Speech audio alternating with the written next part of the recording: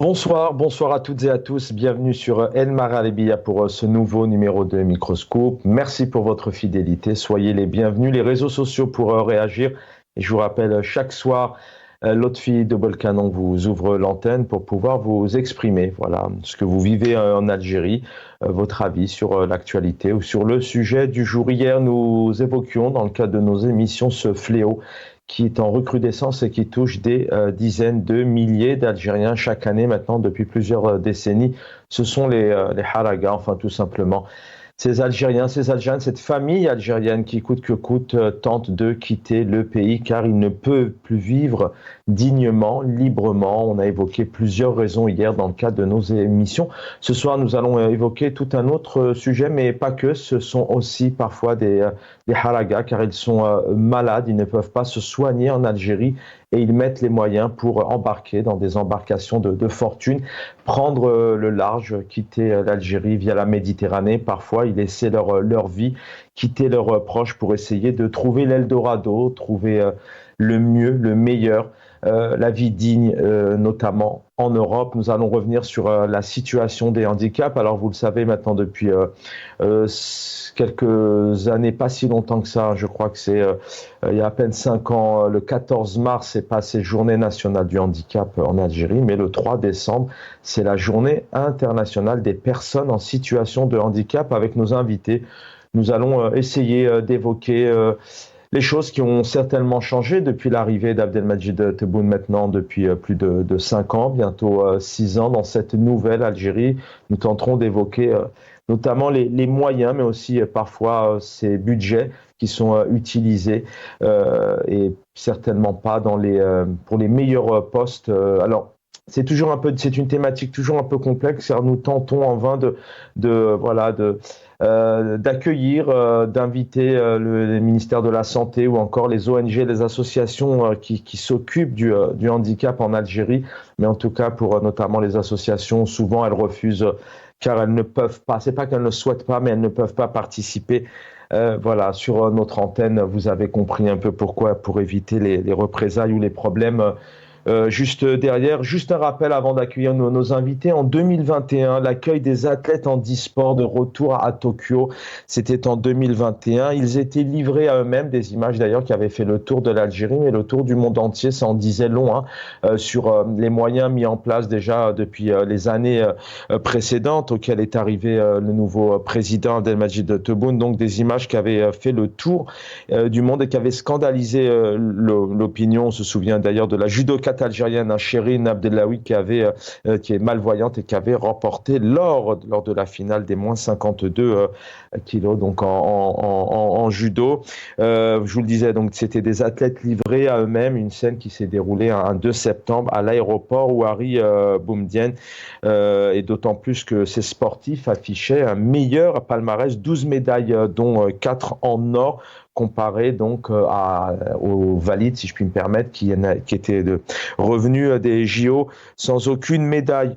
Nous avons un problème de moyens, mais il fallait prévoir ça, a reconnu à l'époque, c'était le 5 septembre, Abdelrazak Sebgag, le ministre de la Jeunesse et des Sports de l'époque, qui s'était dit choqué de la scène. On va essayer avec nos invités de revenir donc depuis ces années-là. Est-ce que les choses ont changé? Quels sont les moyens mis en place pour les personnes et les familles en situation de handicap?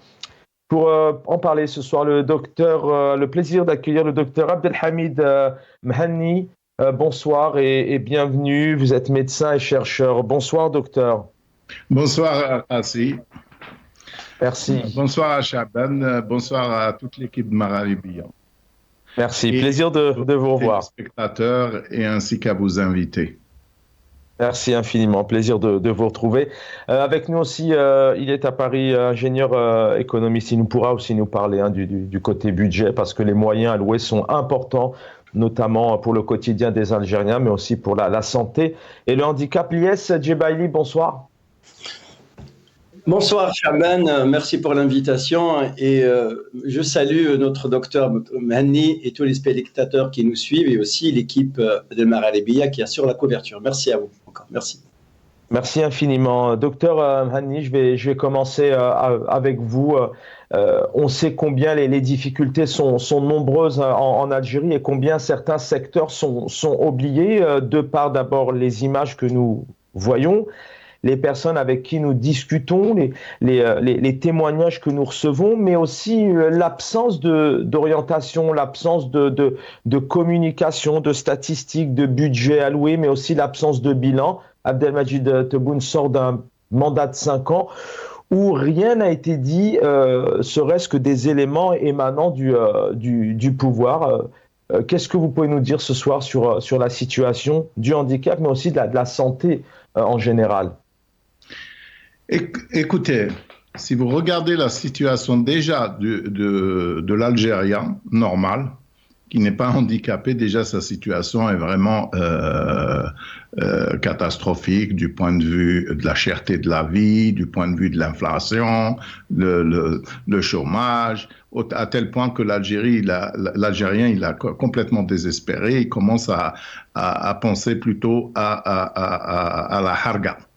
Donc, si on revient à une personne en situation de handicap, malheureusement, leur situation est encore pire, puisque maintenant, ils perçoivent à peu près 12 000 dinars, et ces 12 000 dinars, il y a l'inflation qui passe, qui ne laisse pas grand-chose pour eux, pour pouvoir s'alimenter, s'habiller, etc., subvenir en tous les cas à leurs besoins. Ceci étant dit, si on compare dans les pays, par exemple, moi je vis en Suisse, et quand je vais en Algérie, je regarde les handicapés, ils n'ont pas, par exemple, la possibilité de pouvoir se déplacer, ils n'ont pas beaucoup de choses, même quand ils vont dans certains hôpitaux, il n'y a même pas de rampe pour pouvoir rentrer dans les salles d'urgence. Quand ils sont emprisonnés parce qu'ils protestent ou ils expriment leur opinion, les conditions de leur détention ne sont pas à la hauteur de leur handicap. Donc, il y a un énorme retard qu'il faudrait récupérer. Quand, par exemple, moi je vis en Suisse, quand je vois qu'un handicapé moteur peut avoir ce qu'on appelle un exosquelette, où il peut se déplacer sans utiliser, par exemple, une chaise roulante. Mais le problème, c'est que ça coûte énormément cher, puis ça coûte à peu près plus que 70 000 euros. Et ça représente une fortune. Donc, si on regarde la situation de l'handicapé algérien, déjà, elle est vraiment misérable. Donc, voilà ce que je voulais dire en primaire. Pour commencer. Merci, docteur. Restez avec nous. Et effectivement, il y a beaucoup d'argent dans ce pays. On comprend pas pourquoi. Il manque encore énormément d'infrastructures. Ilyes Djebali est avec nous. Ilyes Djebali, peut-être avant aussi d'avoir quelques éléments de chiffres, parce que c'est important d'évoquer les moyens, l'économie, même si on est toujours à naviguer à l'aveugle avec le pouvoir algérien. Des sommes sont annoncées, mais très peu d'éléments et très peu de bilan. Mais pour vous, aujourd'hui, cette situation, qu'est-ce qu'elle évoque? C'est intéressant ce que disait le docteur à l'instant. Difficile déjà lorsqu'on est un Algérien, on va dire, valide, mais quand on est peut-être en situation de handicap, c'est plus difficile. Absolument. Merci Chaban. Tout d'abord, depuis 1992, il y a la Journée internationale des personnes handicapées qui est toujours célébrée le 3 décembre de chaque année. Donc voilà, je veux dire tout mon soutien aux personnes handicapées qui ont subi dans leur vie cet handicap, que ce soit moteur, ou aussi autre ou visible ou invisible, parce qu'il y a différents types d'handicap. Alors, si tu permets, cher Chaban, je vais essayer un petit peu de rendre hommage à un théoricien qui a parlé sur la production de la santé, qui s'appelle Monsieur Grossman, qui fait la différence entre deux concepts, entre le concept de la santé et le concept des soins. Si vous n'arrivez pas à dissocier le concept de la santé et du soin, vous ne pouvez pas à résoudre cette équation. C'est qu'en Algérie, je dis bien en Algérie, parce qu'on est algérien, on se repère par rapport à notre pays. Bien qu'il y ait grosse discussion autour de la croissance des coûts de santé, il n'y a jamais eu, depuis 1962, une étude qui fait la corrélation entre les dépenses publiques de la santé et la santé de la population algérienne. On nous dit, un économiste de santé, il dit voilà, en budget, c'est entre 6 et 7% du PIB. C'est très faible, très très faible. Deuxièmement, le problème aussi chez nous, c'est que la production de la santé ou le secteur de la santé a toujours traversé une situation grave en Algérie. Grave en Algérie, parce que les soins publics et les soins de santé, et par conséquent qui ouvrent la voie vers l'inégalité à l'accès des soins, Chahabad. C'est important. Il y a une partie de nos compatriotes déjà, quand on est valide, on a du mal à se soigner en Algérie. Parce que quand vous allez dans un hôpital, vous avez beau à former des médecins, mais quand vous n'avez pas les infrastructures qui suivent, vous ne pouvez pas résoudre ce problème. Les personnes qui sont valides, ils ont du mal à se soigner. Quant aux invalides, il faut encore un autre budget, une autre vision, parce que ils sont dans une situation très très délicate. C'est-à-dire les infrastructures d'accueil, la réception de ces personnes, la prise en charge totale. Il faut un budget de l'État. Il faut une vision globale, non populiste, non idéologique. C'est ça. Et tous les médecins, tous les ministres, même Blarhi, qui était soi-disant un agrégé en histologie, et qui était, entre-temps quand même, qui était dans un comité de réflexion, est-ce qu'il a résolu ce problème? Donc le problème de santé en Algérie est un problème majeur, qui est grave, qui traverse une crise grave. Et ça, c'est pas le manque de moyens. Ce n'est pas le manque de moyens. Quand vous réservez 7% du PIB pour 44 millions d'habitants, c'est parce que vous n'accordez pas beaucoup d'importance à votre peuple. C'est ça, c'est la répartition des dotations. Quelle est la dotation qui revient à la santé et à l'éducation?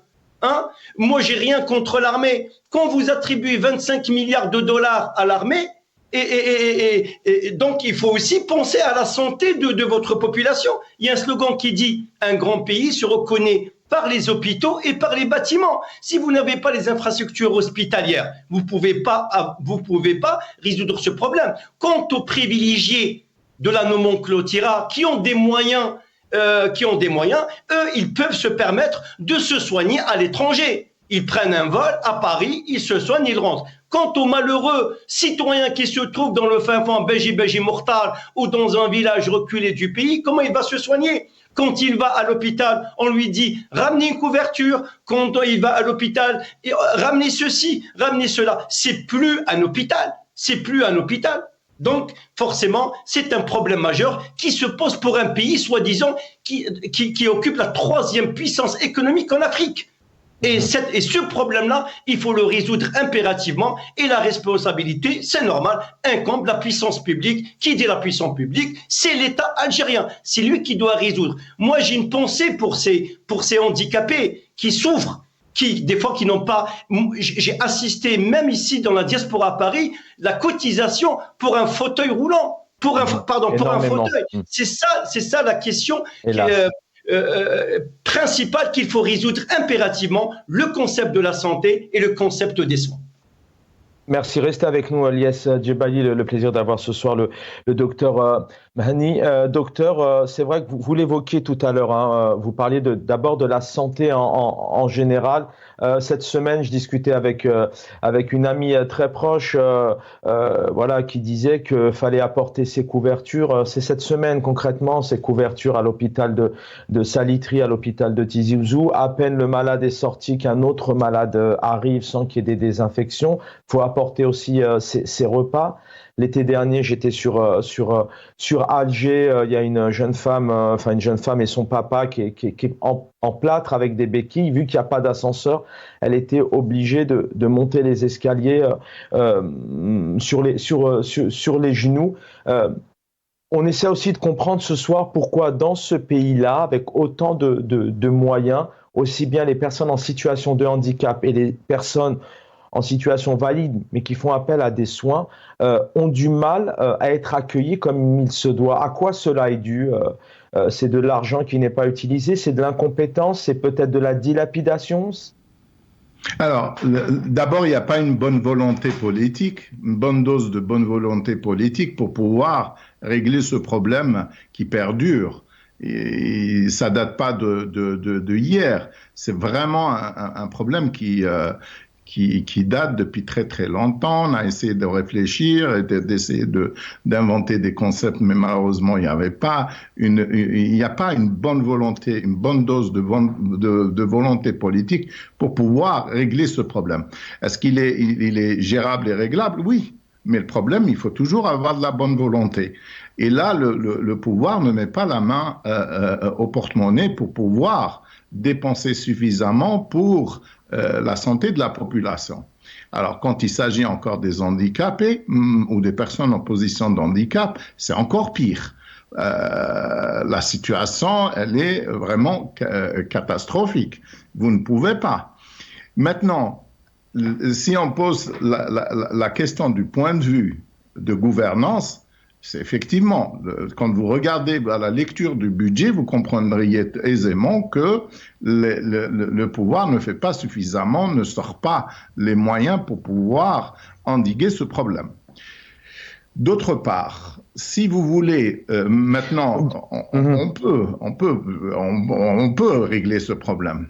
Mais il faut des moyens. Mais est-ce que ça va, sans vous gêner, je vous interromps, gardez ce que vous étiez en train de dire en tête, mais vous parlez de volonté. Mais est-ce que ça va au-delà de la volonté quand on sait que dernièrement, le président actuel se soigne en Europe en 2024, alors que même pour le chef de l'État, le pays est apparemment incapable de mettre toutes les structures nécessaires pour qu'on ne puisse pas aller en Allemagne, à Grenoble, en Suisse, je crois, chez vous d'ailleurs. C'est un indicateur que comme quoi, il n'y a pas une bonne volonté. C'est comme si je vous invite chez moi, je vous sers quelque chose, puis moi je vais aller manger dans un restaurant, alors que je vous ai préparé un plat dont je ne me servirai pas. Et ça me paraît déjà, du point de vue de la symbolique, franchement, c'est ne pas croire. Quand vous voyez des ministres ou des hauts responsables et dignitaires du pouvoir qui envoient leurs enfants être scolarisés dans les universités européennes ou nord-américaines, ça veut dire qu'ils n'y croient pas à leur système leur système scolaire. Quand vous allez vous soigner en Europe, vous n'y croyez pas. Essayez de dire, au moins de construire un hôpital digne de ce nom, c'est-à-dire qui répond aux normes internationaux dans les standards qui doivent être respectés. Maintenant, si le pouvoir ne fait pas ça, au moins il construit au moins un hôpital, disons pour les dignitaires, plutôt pour qu'ils ne vont pas à l'étranger. Mais malheureusement, toutes ces actions qu'ils font, c'est-à-dire en prenant des avions et puis partir, etc., ça sape. Excusez-moi, c'est de l'hypocrisie. C'est de l'hypocrisie de dire oui, nous, on a le meilleur système de santé, on a les meilleurs médecins, etc. Et quand il s'agit d'aller se soigner chez eux, on va prendre l'avion et on la fait la belle et on part en Allemagne ou en France et ainsi de suite, ou en Suisse. Donc ça donne un mauvais signal à la population. Et en plus, quand vous allez directement dans les hôpitaux, regardez les moyens, etc. Regardez juste la grève des résidents, des médecins qui sont fraîchement diplômés. Et là, vous voyez qu'ils n'ont pas les moyens, ils n'ont pas disons-le franchement, la classe politique ou les dirigeants n'ont pas confiance dans la médecine qui sert à la population. À partir de là, qu'ils n'aillent pas nous raconter n'importe quoi, parce que ça, c'est une insulte à notre intelligence.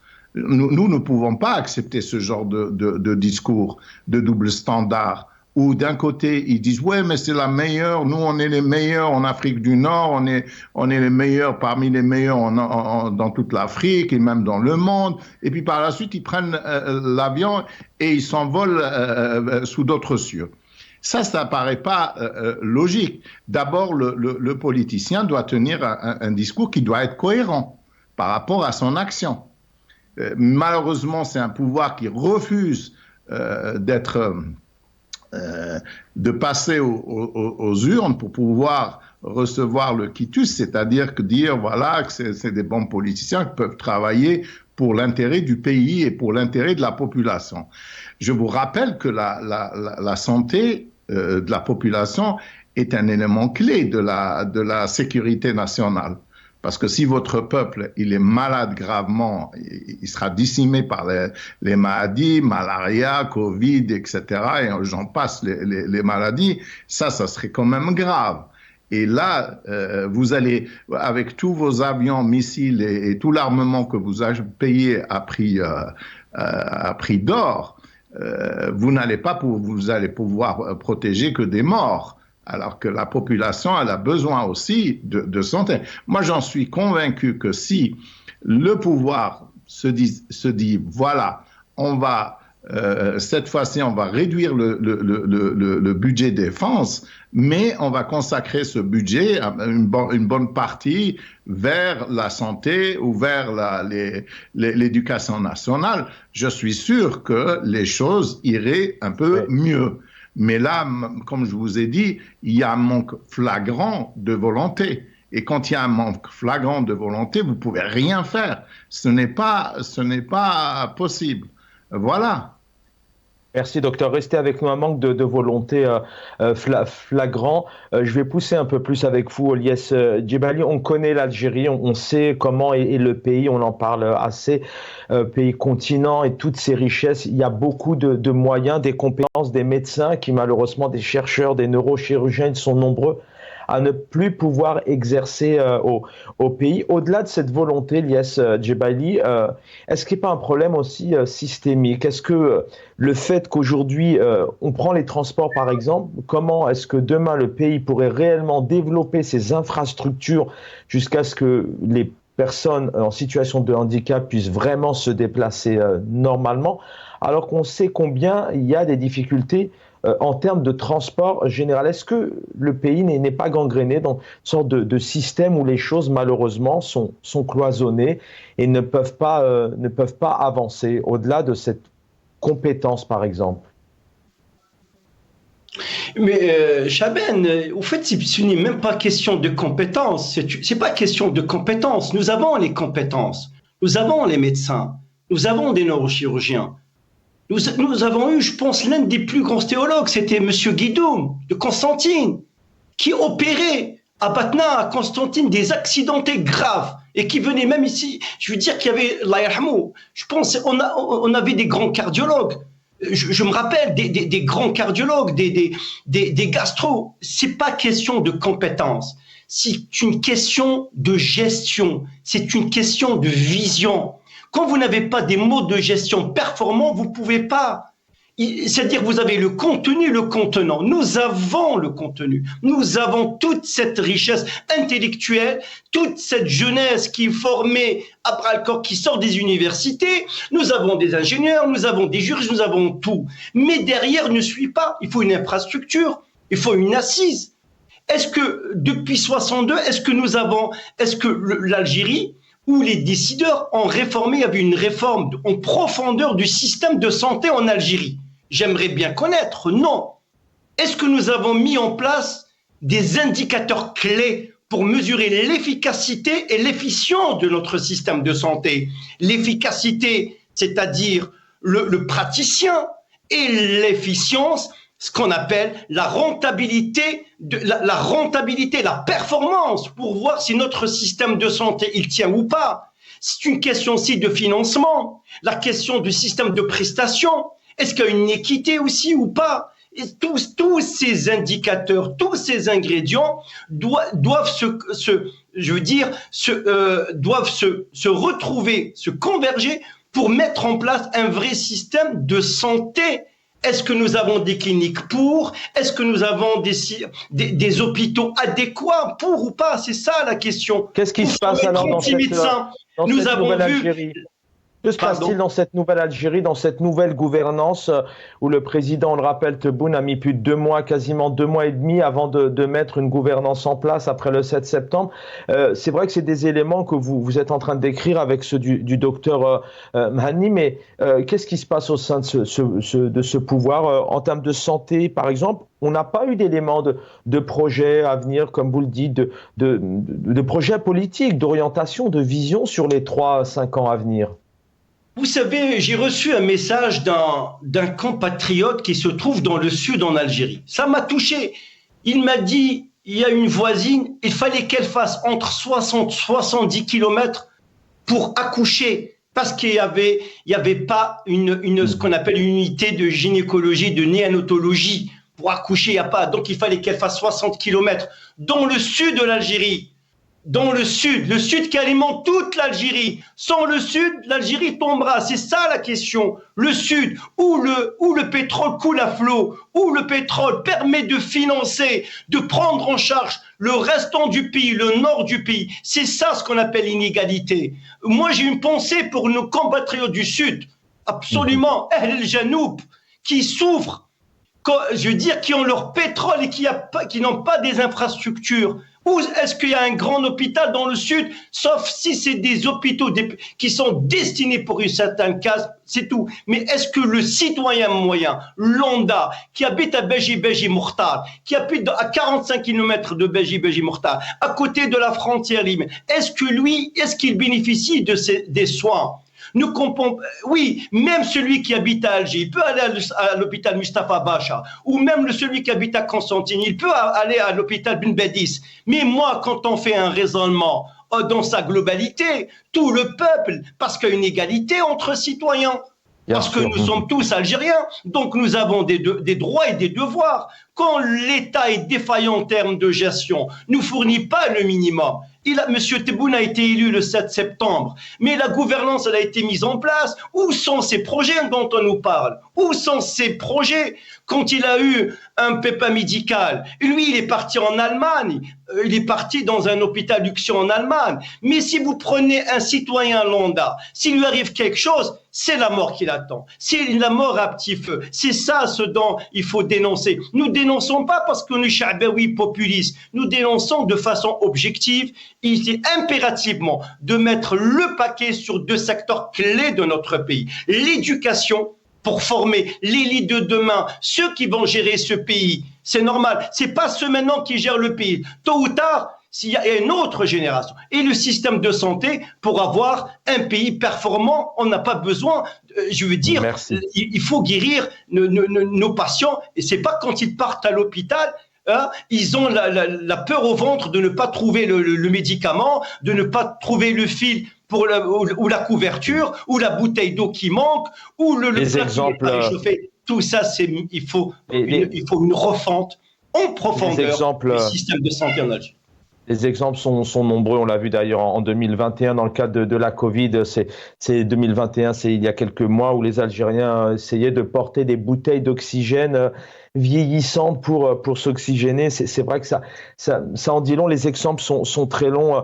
Alors, sachez qu'aujourd'hui, si je ne me trompe pas, il y a 2 catégories de personnes qui peuvent bénéficier, je crois que vous en parliez, docteur, à l'instant, de l'allocation, notamment de 12 000 dinars. Sachez que le SMIC est à 20 000 dinars aujourd'hui en Algérie. Alors, ce sont des personnes en situation de handicap qui doivent avoir plus de 18 ans, sans ressources, titulaires d'une carte d'invalidité à 100%, et quelle que soit la nature de leur handicap, et aussi pour leur famille. Docteur, bien sûr, vous pouvez apporter des éléments sur ce que vous avez attendu, mais aussi une question que je posais hier soir. Quand on est élu, on est responsable. Alors même s'il y a tout de même ce degré d'illégitimité, ce degré de méfiance, hein, le président algérien est mal élu aujourd'hui, hein, je l'assume, ce sont les chiffres sont là, les urnes et les scrutins sont totalement boycottés et vides. Mais est-ce qu'il y a un manque de responsabilité selon vous aussi de la gouvernance dans un pays comme l'Algérie, puisque le peuple, on parle ce soir des personnes en situation de handicap, les secteurs, les situations sont nombreuses. Y a-t-il une gouvernance? Où est cette gouvernance? Y a-t-il un projet politique dans ce pays, notamment autour de la santé, par exemple? Non, absolument. Il n'y a aucune vision, il n'y a aucune... qu'est-ce que j'allais dire? Non seulement il n'y a aucune vision, mais il y a des fois même un double langage. Il vous dira, oui, mais c'est nous faisons, nous mettons, etc. Mais quand vous allez voir concrètement les moyens financiers qui sont mis sur la table, malheureusement, sont de loin insuffisants. Quand vous regardez les bonnes paroles et puis vous regardez les actes, il y a une espèce de contradiction assez flagrante. Donc, dès lors, vous ne pouvez pas pousser les gens à vous croire et à vous suivre. Maintenant, qui n'a pas de légitimité est une chose, mais il pourrait, au moins en tant qu'Algérien, de dire, voilà, certes, j'ai pas de légitimité, mais au moins, je vais essayer de faire quelque chose pour marquer l'histoire, par exemple, puisque c'est son deuxième mandat, et apparemment, je sais pas, en Algérie, les constitutions changent comme c'est c'est une espèce de géométrie variable et adaptable.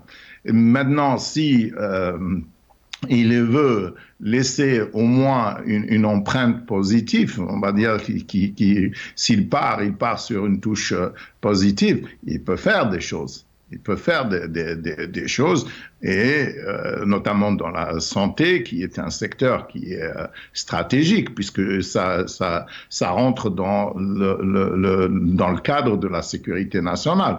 Maintenant, comme disait mon ami Lies au Sahara, regardez la malaria, ce qu'elle a fait à Bodj Bedji Mokhtar, les moyens qu'il n'y en a pas pour pouvoir accoucher dans de bonnes conditions et ainsi de suite. Ça, malheureusement, on ne voit pas le pouvoir bouger de sorte pour dire, vous savez, je vis à Genève. Et à Genève, si par exemple le pouvoir a une bonne dose de bonne volonté politique, s'il ouvre une structure, il y a suffisamment de spécialistes qui peuvent venir et travailler et faire le bonheur de la population algérienne avec un standard suisse. Mais le problème, c'est que tout autour, après le travail, ils vont faire quoi? Il y a quoi? Il n'y a pas de vie. Et donc, c'est globalement, il faudrait vraiment que le pouvoir doit faire quelque chose. Maintenant, le problème, c'est que il est d'ordre économique, comme le disait mon ami Lies, c'est que il vaudrait mieux avoir un gros gâteau pour se le partager plutôt que d'avoir un tout petit où on doit se battre. L'économie, elle est à 99% basée sur les hydrocarbures. On produit pas, on vend pas. Et le pire, c'est qu'actuellement, il y a une restriction vis-à-vis des importations. Dire ne plus importer, c'est bien, mais ne plus importer, et puis par la suite, il y a certains secteurs qui ne pourront pas démarrer, qui ne pourront pas soutenir leur production, etc., pour pouvoir dégager des bénéfices et donc des revenus pour l'Algérie, notamment hors hydrocarbures, parce que le problème de l'économie algérienne, c'est une économie dépendante, très très dépendante des hydrocarbures. Et ça, c'est pas une bonne chose, parce que nous nous dirigeons vers une économie qui devrait être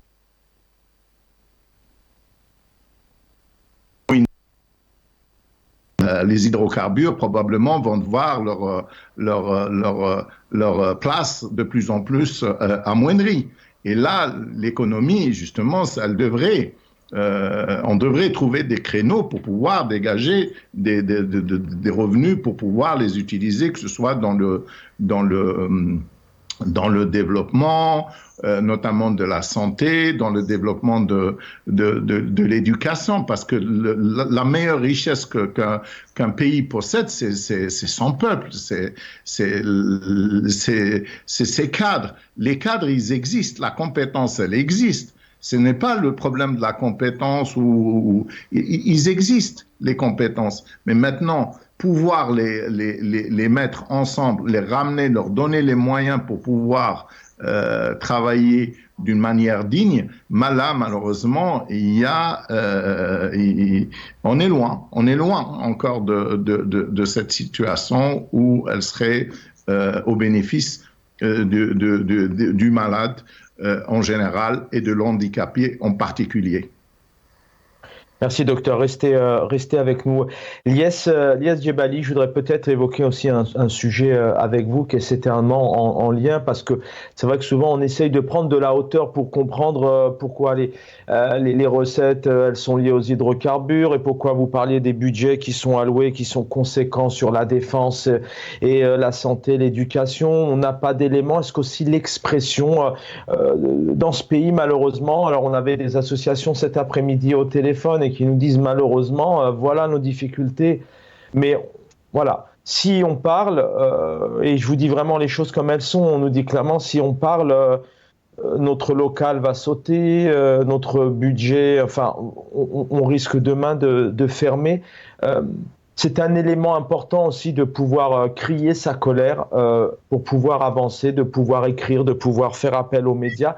Ce sont des sujets qui restent sourds, malheureusement, dans le cœur et le corps des Algériens et des Algériens, mais qui sont sous silence dans les médias, mais aussi dans la classe politique. Oui, absolument. Je vais faire un tout petit crochet, si tu permets, cher Chabel. Je vous en prie. Pour qu'on puisse comprendre un peu ce qui se passe dans le monde. Vous savez très bien que l'armée a pris le contrôle du Parlement en Corée du Sud, et après la loi martiale, et après la prise du contrôle du Parlement, il y avait la monnaie sud-coréenne qui a baissé. Elle a subi sa plus forte baisse depuis 2009. Le Samsung, l'un des plus grands concepteurs des téléphones portables, a baissé 7% dans les bourses asiatiques, américaines. Et carrément, je veux dire, même le régime, il a dit on va promettre la liquidité. Quasiment, la Corée du Sud, elle était en état d'alerte parce que les marchés ne pardonnent pas. C'est parce que c'est un pays démocratique. Quand il y a un hold-up antidémocratique, c'est que le pays le paye cher, aussi bien le peuple et la population. Et vous allez voir, celui qui a pris ce pouvoir antidémocratique, il est sur le point d'être destitué. C'est ce qu'on appelle dans les grandes démocraties. Même s'il y a un parcours qui a été fauté, mais la démocratie reprend. Pour vous dire quoi? Ça veut dire quoi? Ça veut dire toute la gestion doit être transparente, toute la gestion d'un pays doit être démocratique, toute la gestion d'un pays doit être, l'information, la décision doit être prise de façon collective au sein du Parlement. Il faut que les députés participent. Vous savez, on parle des handicapés, des handicapés, des personnes en situation de handicap. Je tiens aussi à les soutenir. Vous savez, il n'y a pas que c'est tout le peuple qui est marginalisé. Et vous vous rendez compte, quelqu'un qui est valide est déjà marginalisé, que ce soit sur le problème de la santé, sur le problème de l'éducation, sur le problème de l'acquisition, sur le problème de sa vie courante. C'est parce que le pays, il est au ralenti, le pays n'avance pas, le pays est tributaire de l'or noir, c'est un truc qui est maudit. Je ne sais pas si c'est un bien pour un mal ou l'inverse. En tout cas, le pétrole nous a pas servi, parce que le pétrole, certes, c'est une occasion pour développer assez rapidement le pays, et quasiment le régime, il a préféré de rester une économie rentière. Comment voulez-vous développer un pays quand vous êtes une économie rentière? Il n'y a pas d'économie dans un système rentier. On l'a toujours dit et nous le dirons. Vous savez, les Pays-Bas, la Hollande, il y avait ce qu'on appelle le mal hollandais. Ils avaient ce problème, ils dépendaient du pétrole, et ils ont décidé de mettre fin à ce pétrole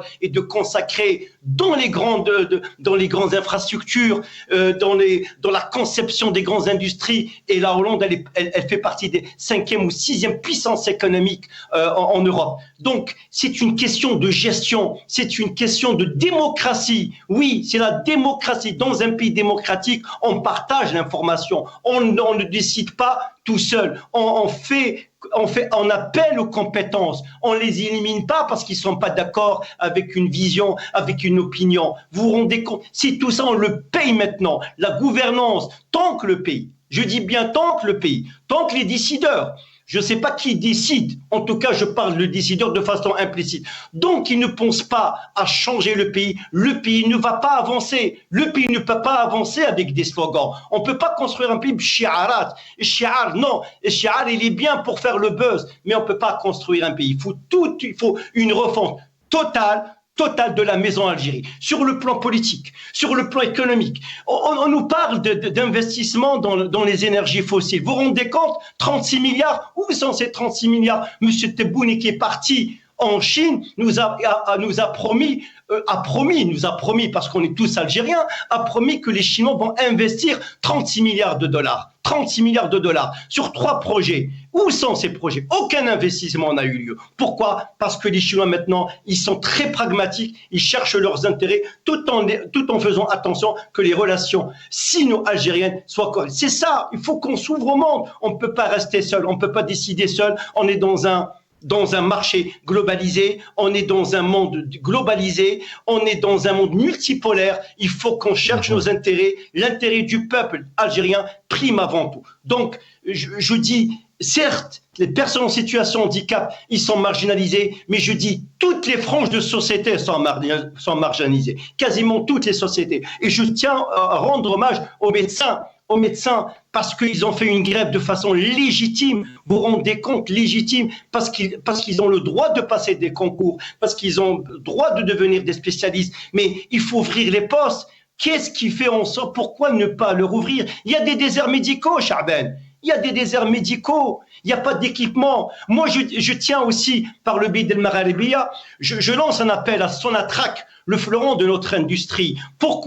Comportez-vous en tant que philanthrope? Pourquoi vous financez pas les équipements de certains hôpitaux qui sont sous-équipés? La Sonatrach, qui investissent dans les clubs de football, certes, mais quant aux hôpitaux, il faut financer. C'est ça ce qu'on appelle participer à la construction de l'effort national. C'est ça ce qu'on appelle un patriote. Il y a le financement, mais il y a aussi la gestion et le projet. Comme je dis toujours, il ne suffit pas de planter un arbre. Il faut pouvoir l'arroser et le faire grandir tout au long d'une vie. Docteur, avec nous, la Suisse a la chance de vous avoir en tant que chercheur, en tant que médecin. Un élément important aussi que j'évoquais avec Elias Jebali, c'est pouvoir écouter, notamment, alors on parle des personnes en situation de handicap, c'est pouvoir aussi écouter les associations, écouter les parents, écouter les personnes qui souhaitent avoir des débats sur la place publique, avoir des débats à l'Assemblée, avoir des débats aussi dans les médias. Ce sont aujourd'hui, on a essayé de chercher, mais il n'y a aucun débat qui revient sur ce qui est bien, est-ce qui n'est pas bien, ce qui a été fait, ce que ne fait pas le pouvoir, etc. C'est aussi un élément important et ça relève des libertés avec un grand L. Malheureusement, cette liberté, elle est inexistante. Vous savez, tout à l'heure, je parlais de volonté politique. Il se peut que le pouvoir ne mette pas la main au porte-monnaie pour mettre suffisamment d'argent. Mais s'ils étaient suffisamment intelligents, et il y a une justice, il y a une liberté d'expression. Il pourrait y avoir un partenariat public-privé. C'est-à-dire, ce sont des investisseurs qui ramènent leur argent, ils investissent dans la santé comme ça se fait dans beaucoup de pays. Ils investissent, donc ce partenariat privé-public pourra combler ce que l'État algérien n'arrive pas à couvrir. Mais là, le problème, c'est que si demain vous allez avoir un problème, vous ne pouvez pas aller régler vos différends dans la justice, comme dans tous les pays développés. Donc demain, si vous êtes lésé, en plus, vous avez entendu qu'il y a une limitation, par exemple, pour pouvoir prendre de la devise pour aller à l'étranger, ce qui aggravera encore plus les personnes qui cherchent des médicaments ou qui cherchent des produits qui n'existent pas en Algérie. Le problème de l'Algérie, c'est un problème de liberté. Tant qu'il n'y a pas de liberté, il n'y a pas de justice, vous ne verrez pas des gens venir investir chez vous. Vous ne pourrez pas. Comme on dit, les investisseurs, ils veulent voir. Vous regardez, dès que quelqu'un éternue, la bourse, elle chute. C'est comme ça. Les gens ont peur pour leur bien résumé. argent. Pardon? C'est bien résumé, effectivement. Dès que quelqu'un éternue, voilà, c'est l'argent que tu parles. Du coup, si le pouvoir, quand je parle de volonté politique, c'est vraiment l'essence même, parce que si vous laissez la liberté aux personnes de s'exprimer, etc., de dire où sont leurs problèmes, comment ils peuvent les résoudre, etc. Et s'il y a une justice, les gens vont ramener leurs capitaux. Là, actuellement, les capitaux, ils fuient l'Algérie. C'est l'inverse qui se passe. Alors que c'est un pays qui a des richesses, qui a des ressources considérables. Le problème en Algérie, c'est que les responsables boudent l'enseignement, boudent la santé, mais par contre, ils adorent son argent. Ça, ils se servent, mais ils se servent bien comme il faut. C'est là le problème. Il faudrait vraiment qu'il y ait un pays où il n'y a pas de liberté. Vous ne pouvez pas avoir du développement. Vous ne pouvez pas avoir. Ce n'est pas possible. Ce n'est pas compatible. Et là, le problème, c'est que on est dans un pays qui dénie le droit aux personnes de pouvoir s'exprimer, de leur regardez par exemple Abla Gmari qui parlait des pauvres. Elle dit moi je suis bien, je gagne ma vie, mais si mais je parle parce que ça me choque. Et pour elle, c'est impossible de pouvoir vivre cette situation. Vous pouvez pas manger en tant que musulmane, manger à votre faim et puis votre voisin, il crève de faim. Ce n'est pas possible. Merci. Dans notre éducation, on devrait être de loin les meilleurs, grâce à nos richesses, grâce à notre religion, grâce à beaucoup de choses. À nos talents et nos compétences. Merci, docteur. Etc. Donc, du coup, vous allez par exemple en Kabylie, la solidarité, elle fonctionne. Elle fonctionne, il y a une espèce de démocratie. Vous avez le pays Chaouia, etc. Il y a une espèce de démocratie dans la gestion des ressources, comment ils peuvent aider, s'entraider, la solidarité, etc. Mais la solidarité, vous ne pouvez pas aussi, le pouvoir ne peut pas déléguer tous ces problèmes à la solidarité. Mais, je vous dis, personnellement, j'ai un téléphone, j'ai un iPhone. Je suis en train de penser acheter un autre qui doit être plus puissant. Vous savez pourquoi ? Parce que j'ai pas mal d'amis, de personnes, etc., qui n'arrêtent pas de m'envoyer leurs dossiers médicaux. Et les dossiers médicaux, ça prend de la mémoire. Et comme ça prend de la mémoire, mon portable, il est presque saturé. Il est à saturation. Il n'y a pas un jour où je ne reçois pas un dossier dans lequel on me demande... C'est ce que disait Ilyes Djebali tout à l'heure en parlant de toutes ces cagnottes. Beaucoup veulent venir se faire soigner en Europe. Docteur, merci d'avoir été avec nous. Merci, cher docteur. Merci, Ilyes Djebali, d'avoir été avec nous, nous avoir apporté tous ces éléments. Voilà, on a essayé d'évoquer, de mettre aussi à l'honneur la mémoire des personnes en situation de handicap, celles aussi qui ont perdu la vie, et puis aussi toutes ces familles qui sont énormément dans la difficulté pour essayer d'accompagner, d'encadrer, de faire sourire leurs proches qui sont dans des situations de santé très difficiles. Dans quelques instants, Jamaldine Benchenouf, mon ami confrère, c'est Jamaldine Taleb pour Al-Amour ce soir, Mohamed Bachouch, et puis l'autre fille de Bolcanon, profitez-en vraiment. N'hésitez pas à prendre la parole avec l'équipe en régie. Merci infiniment. Je vous souhaite une belle soirée, à très vite.